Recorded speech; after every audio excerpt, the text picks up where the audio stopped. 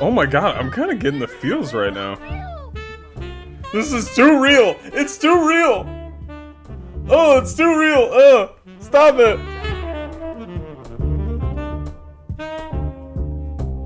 I think it's good. I'm really enjoying it. I like it. All right, moving on.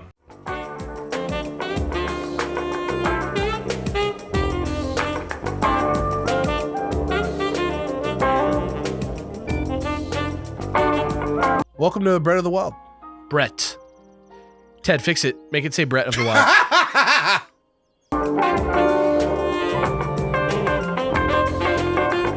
Welcome, gamers, to Super Beard Bowl Season 2. Each month, we're doing an all-new 8-episode series complete with a beginning and an end, as voted on by you, our loyal viewers. Without paying a single penny, everyone who watches will be able to vote on one of 4 show ideas, and once you narrow it down from 4 to 2, the Beard Bowl Patreon tier will then choose between the top 2 for which show gets made into a full 8-episode series. This month, the winning series is Beard Bros Movie Reviews.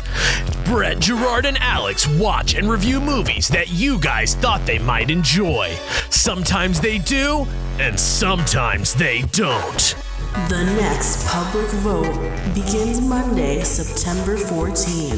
So until then, just sit back, relax, and enjoy another incredible episode of Super Beard Bowl.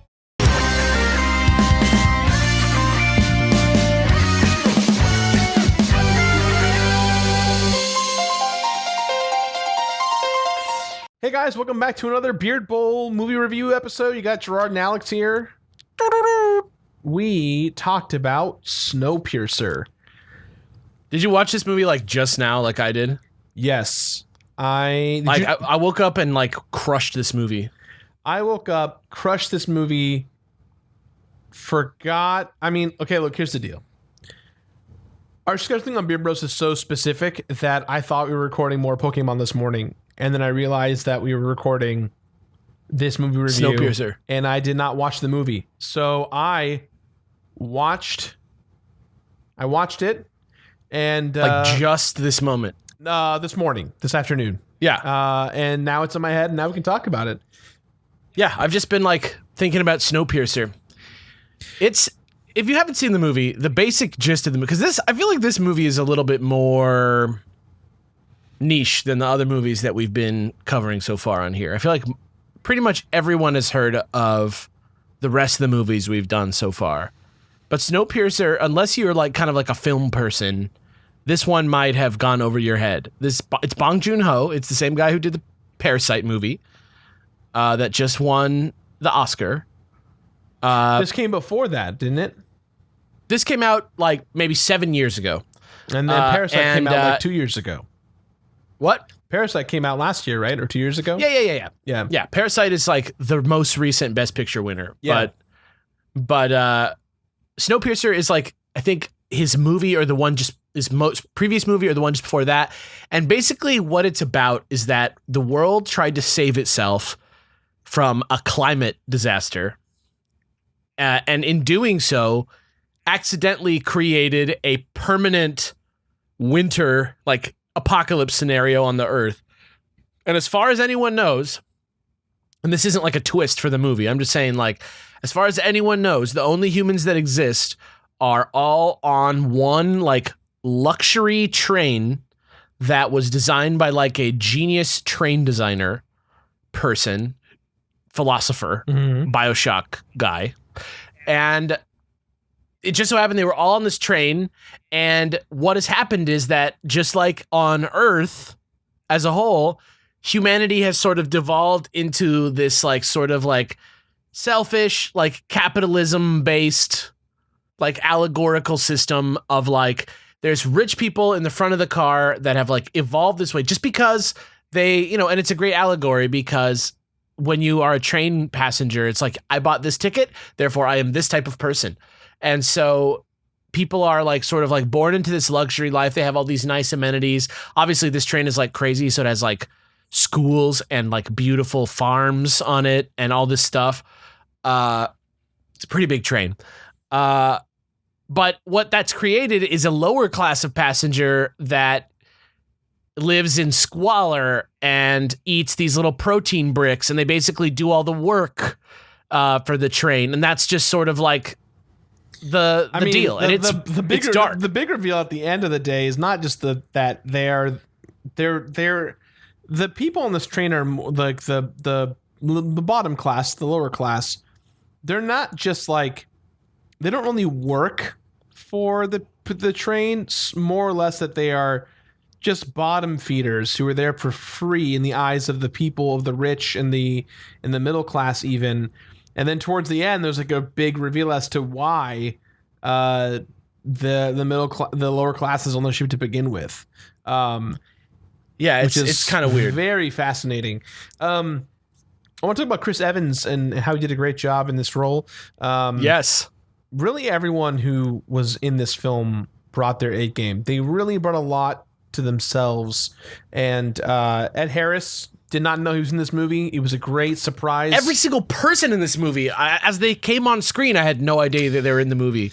Yeah, the cast is like low key, super high tier actors. Yeah. Tilda Swinton, definitely a wonderful person in this movie. Yeah, she plays like basically a Harry Potter character. Octavia Spencer slaughters it as like the kid, like the woman looking for her kid. Yeah, she's great. Jamie Bell, tragic character. But the other one that, speaking of Parasite, Song Kang-ho is in this movie. Is he? Yeah.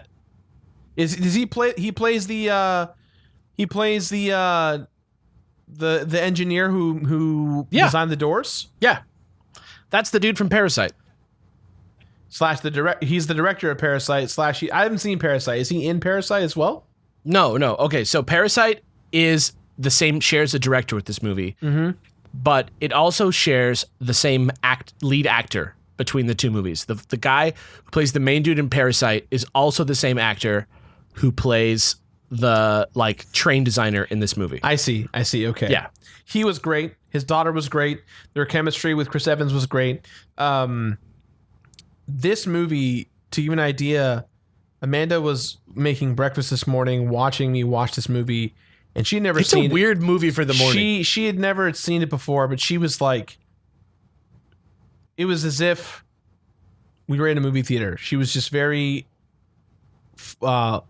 intensely invested as I was, and she was missing a lot of the key components of the story. And I think that's the testament of this film, is that if you're a bystander watching the movie in pieces, what you see is very, very well crafted, very specific, very focused.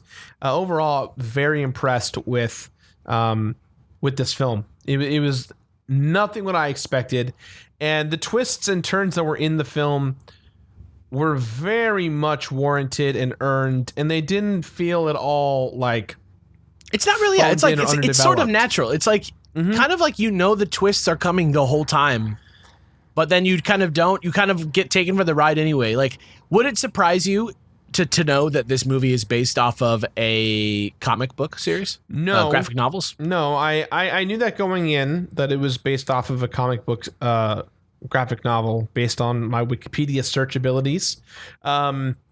But this did not read at all like a comic book adaptation. It wasn't even like a graphic novel adaptation. Stylistically speaking, it wasn't trying to recreate that you are experiencing a comic or anything or like that. It was genuinely this is stylistically no. But I like the fact that there's not a lot of depth to it in on purpose. Like, the story is very like simple and like clear.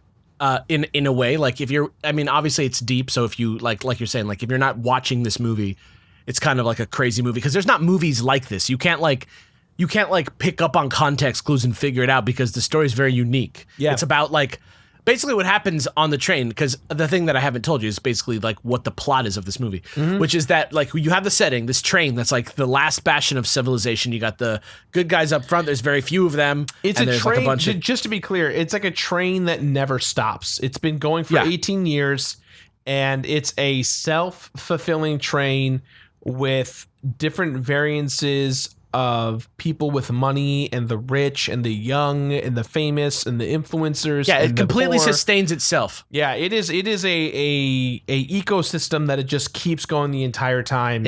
It's like an allegory. It maintains like all the structure of like society as we know it on a train. It does things like when it hits the ice, it like drinks the ice, and that's the water, like, you know, stuff like that. Yeah. But the basically the plot of it is that under the tutelage of Chris Evans, his friend, who's like Jamie Bell from like Billy Elliot and stuff, and King Kong, and his like sort of like mentor grandpa Jedi figure, who is John Hurt, who is, I don't think this is one of his last movies, but that dude is so good in everything that he's in, and he brings it always. It's cool because like even in this movie where he's like this crazy old like wizard guy on a train, or even in like when he's like Doctor Who, like this guy is tight. This guy is a good actor. But they like lead an uprising, and they're basically just like the whole movie is like, it's like a road movie, but it's all on a train. So they literally are just like the whole movie. It's like scene is in a train, scene is in a train, scene is in a train car. Like each like bam, bam, bam. They just move up through the train through the whole movie. So it's sort of like each layer of the like narrative is like peeled back train car by train car. Like you learn like one secret per train car. You learn like, oh, they don't have any bullets. Like they're not in like a good scenario. Like the rich people maybe that was like that to me was the most shocking moment where Chris Evans runs up and you know, basically the beginning of this film is Chris Evans with the uprising of his team and friends and family that are there counting the doors. They're counting the doors and trying to see how long it takes for them to be open. There's 4 sequential doors that get open in order for the guards to come through and to feed them. And the first big reveal is that there's kind of a one in a shot moment where Chris Evans has to go, all right, I'm not a leader, but I am now. And he just kind of runs and he calls their bluff and says, shoot me. And he holds the gun to their head. And literally when he does that, the guy goes to click and there's no bullets, and then they go, the whole like lower class just goes, they have no fucking bullets. Yeah. And they just blitzkrieg all of these guards. They take them out, they pin them up, they kill them, they arrest them, whatever it may be. And then it's almost like level 2. Level 2 is like food production. And that to me was like, that was gross too. That was when I knew this movie was going places that I had no idea where we were going. The bullet thing, like the early concept of people being stuck in a train for years on end is like so fascinating, right? But it's like weird, impossible, like fantasy already. I mean, even in the opening scene where the lady in yellow comes out with the measurement and like measures the kid. And like it measures the kids and takes them, like it's very BioShock, like dead ass. It's very scary. And so in that second train, or in the third train car, or second train car proper, you find out what the poor have been fed, and that's what's probably the most discerning part of the movie from a humanity perspective, is because you realize that the poor this whole time have been given these gelatinous cubes, like Jello cubes to eat. It's like money that is their food, basically. Yeah, it's like everyone trades and they share, and it's like, I'll trade you 1 brick for your brick, 2 for this, 2 for that, like that kind of thing. We find out pretty early on that the gelatinous cubes that they've been eating is actually bugs. It's gross, like it's like ground up protein. But it's funny because that's hell. It's like fine, right? Like it's interesting because it's kind of like a condemnation, right? Like it's like you're looking at, because obviously this I would say this is clearly sci-fi. Yeah. Over anything else. Like there's action in this movie, there's all sorts of stuff, but really it's like a sci-fi in the classic sense that the sci-fi element has like a commentary on how society is today, right? Yeah. And so it's sort of like smart because it's like, you know, if you go out and you go to like sustainable, like farm to table places that are trying to serve you food, but are like trying to like do it in harmony with the environment. And you hear all this stuff on the news about like, you know, 30 years or whatever, and we're fucked or whatever. Like the idea of eating bugs is like on the table. Yeah. Right. Like people are like bug tacos. I'll try it. Like that's like actually happening right now. Yeah. Right. This Cricket movie came lollipops out. and scorpion suckers. I'm in. Yeah. But like for real though, like not just like cultural stuff. Like people are like, this could be the way to solve the hunger crisis. Yeah. Is to feed people bugs. And it's interesting because in this movie, that's like seen as something really gross. This movie's not even 10 years old. It's seen as really gross. And you're supposed to be horrified because you're supposed to look at it in contrast to this rich society that's like only on the train because they believe that there has to be a way for them to live as well as they want to live, right? So they like will sacrifice and see poor people and their livelihood as a necessary sacrifice so that they may maintain their way of life. And that's sort of like by the end of the movie you find out like how deep that sacrifice really goes. But you know, that's sort of like the theme I think of the movie. And so, you know, on the one hand you're like, wow, man, society's driven people to eat bugs, right? But on another level you're like, wow, in our actual society we're thinking we might have to eat bugs because rich people still want to be able to eat steaks and sushi. You know what I mean? Something that the movie does very well is that it gives you enough information that you need to know in the moment that you need to know it. This isn't a movie where you know, Darth Vader has a scene where he's thinking about finding Luke, Leia, and Han, right? Like this is a film that almost takes place in sequence where there's not a lot of flashbacking, there's not a lot of diving into the minutia of the plot of what this character is thinking. There are moments like that, but it only takes place when they've gone past the train in progress. So it's kind of like we don't have to go back to check in with the members of the lower class people until Chris Evans has crossed that threshold in the location of the train to then go back and check it. But whereas like most movies would have done this, they would have been like, go to the front of the ship, show the rich, go to the back of the ship, show the poor, and go back and forth. It was pretty like we only go back when we need to, and that worked out. You find out what's going on at the exact same speed as Chris Evans, who is like literally moving through the train. Yeah, which is really cool. And it's a wonderful insight as to how to tell this story that takes place in one location, because each location obviously is very, very, very different from the rest. You know, one of my favorite scenes in the film is when there's that the engineer's daughter, you know, goes, "Hey, don't open the door." And at that point, her father opens the door, and you have all of these militia men who are all wearing black with ski masks, and they all have axes and clubs and hammers. And there's just this moment of, oh, we have to kill them. And so a brawl takes place. Everyone gets murdered. And then Tilda Swinton comes in and goes, "Hey, knock it off. This is not like, the way. Stop. Stop. This is stupid. Like, you're the poor. Be the poor, except being the poor, you idiots." And then from there, it's like, boom, we go into the dark, and they put on night vision glasses, and it's like, oh, they're done. Like, they're gonna kill the poor.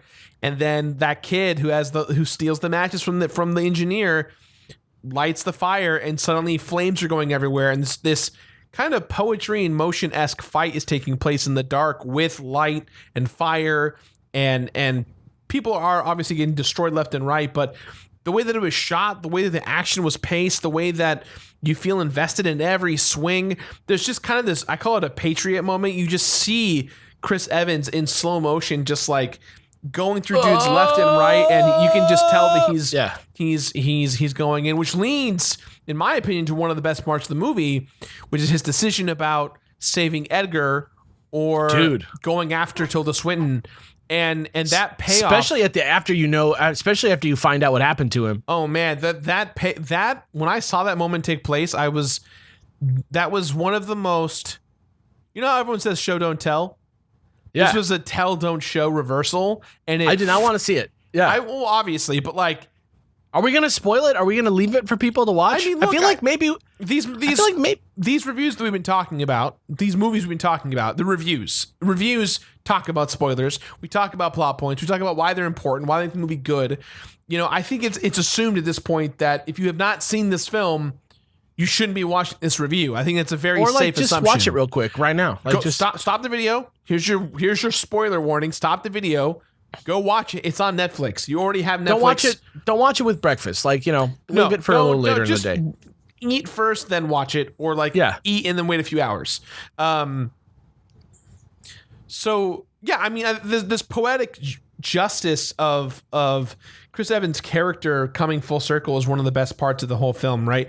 He goes from this man before apocalyptic person who goes, "Hey, I've been on this train for 18 years, and before that I was 18 years on the planet," to I have to be the leader of the resistance to fight everything off.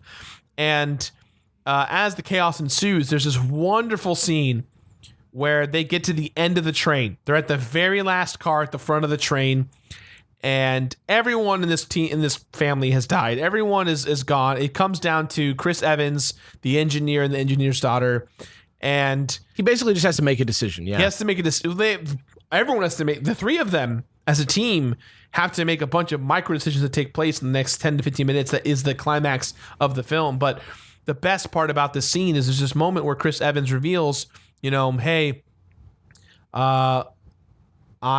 before the gelatinous cubes were made, when we got into this train, there was pure chaos, and the poor ate each other. Literally, the poor ate the weak, and babies were the best tasting, and the fact that people knew that was a gross thing.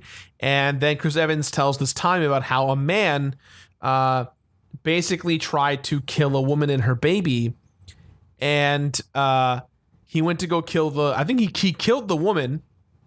I think he killed the woman. Yep. Well, he doesn't. He says it. He tells it about a man first, and then he reveals. Yes, at the end of the story that it was him. Yeah. It's okay. It doesn't matter. He reveals that essentially Chris Evans killed this woman who had a baby, and that baby gets taken away from his icon Gilliam, and Gilliam cuts off his own arm and hands it to Chris Evans and says, "If you want to eat so badly, just eat my arm." And in that moment, and the rest of the lower class all kind of realize, oh shit, we have to stop killing each other and really work towards unity. And so the killing of other people of their own kind kind of fades away. But that's when the front of the car decides, oh, you know what? Let's start making these gelatinous cubes.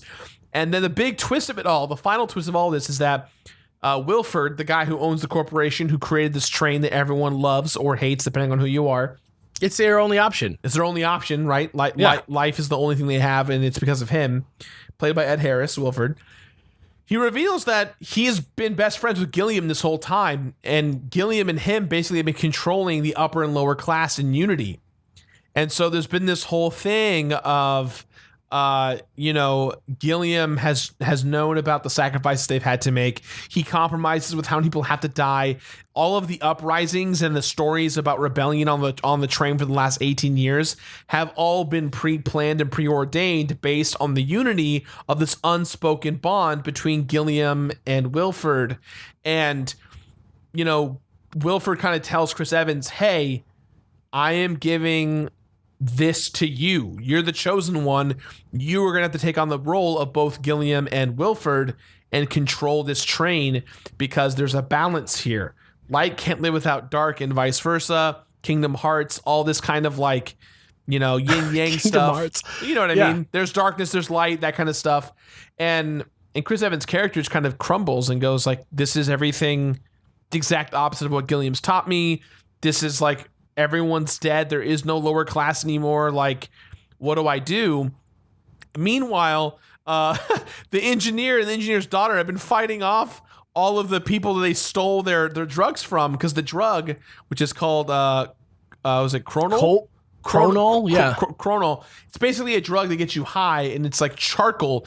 But the reason why the engineer has been wanting it, because he's been building a bomb to blow up the door, because he believes that we can live again in this melting society. He's seen evidence that life can exist, which is the best part of the film. At the very end, the engineer's daughter and takes the young boy that gets taken from the very beginning of the film, and they walk out and they see a polar bear, and it's kind of gives them pause of, if life goes on. Life goes on. If a polar bear can exist for the last 18 plus years, whatever it may be, then humans can exist. And I think that's just a really great poetic ending to this whole film.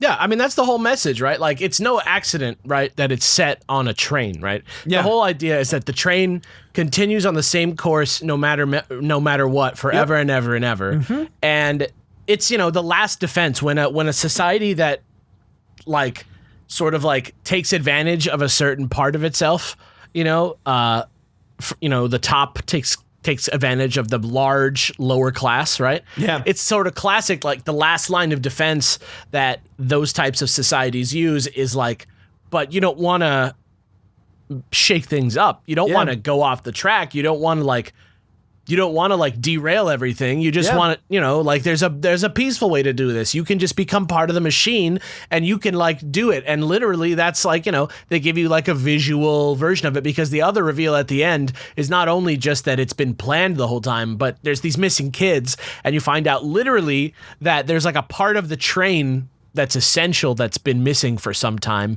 because they call things extinct that don't exist on the train because you can't get them. And they call the engine the eternal engine, and they kind of teach these children that the internal engine is why life goes on, and it's this big. There's this whole creepy religious element to it. Yeah. And so you find out the reason that scene with the children, like that school scene, so fascinating to me. Super weird. Yeah. And that was the chick from Scott Pilgrim. Anyway. Which one? May Whitman? Kim Pine was the teacher. Oh wow, she was great. So that there's this little like motion that they all do, like everybody does, like a religious motion. And what you find out at the end is that that's the motion that it takes, because the machine basically runs on kids' souls, kind of. But basically, it just like the kids they're small enough to fit in there, and they can like grab and they can twist, and that's how the thing keeps going. So you find out really like it says it's this mighty holy thing. It seems like it's the only way to live, but really sometimes to like fix society, you got to realize that the only reason that the rich people are trying to preserve society is that they're trying to preserve their way of life without giving to other people. You know what I mean? Without equalizing the way that people live. And so by derailing the train, you're sort of like pushing reset. And I love that they don't even like get into what they do after, because that's another sort of element it's of just that. Life finds a way, right? It's just let the chips fall where they may. It doesn't matter if anyone lives or dies. It matters what happens, that the cycle is broken. Is that there is because that's another middle, thing. Upper class. Societal progress a lot of times gets slowed by people who say to you, what are you going to do after you topple society? Like, how can you fix it? Yeah. Right. But the message of this movie has nothing to do with what you're going to do. It's not about having the plan. It's about realizing that you're living in a broken system and that you're being taken advantage of. And it's a pretty neat little, I mean, like, it's a classic science fiction trope. Like, utopia is not what it seems, but I just liked the way they did it. And like, I think you hit it right on the head. Like closing thoughts.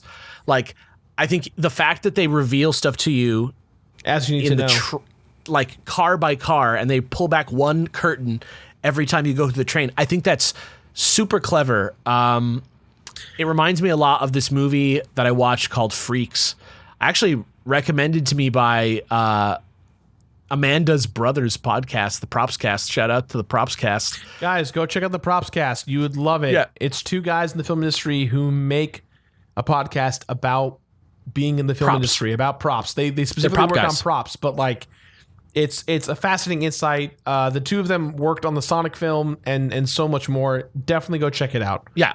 But anyway, back during early scary, really super scary COVID times, they were like doing Instagram like live reviews of movies, and they did this movie called Freaks. That's basically just like a superhero story in a way. Yeah. But if you don't watch the movie, like I would say, if you liked Snowpiercer, go watch Freaks. Similar sort of thing where you only learn as much as the character knows, and so it's a simple story that you've heard a million times. But by sort of putting you in the headspace of the character, it sort of humanizes the journey a little bit and makes you feel it from an emotional level. And as it pulls back layers and layers and layers. And I just think that's a really cool thing about Snowpiercer. I didn't know that this movie was what this... I've always seen this movie. I've almost watched this movie because I really like Bong Joon-ho. And if you haven't seen Parasite, You should. It's really good. Alex, similar themes. Let's wrap it up. What are your on 0 to 5 stars? Where are you at? I think this movie is like 5 out of 5. I think this movie is like tight. Like it's not definitely like on the list of my favorite movies.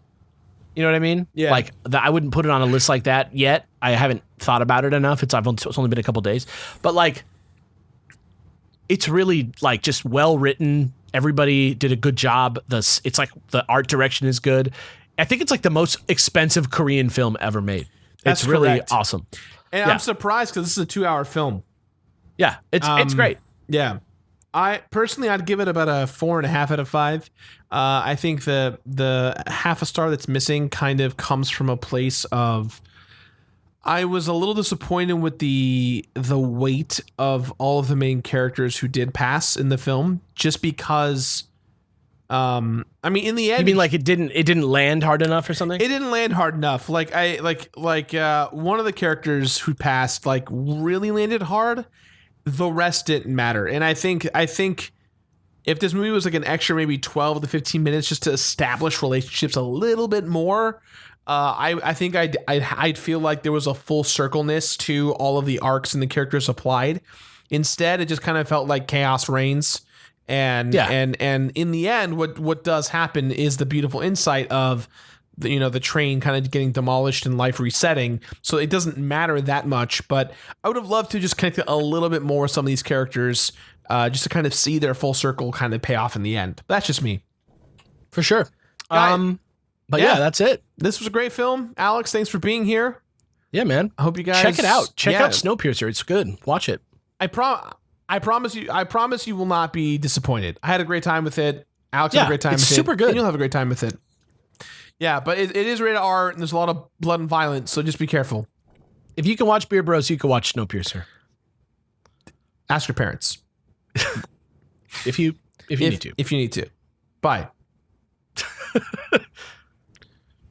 Oh! You won't go waggity sex no more. Waggity sex.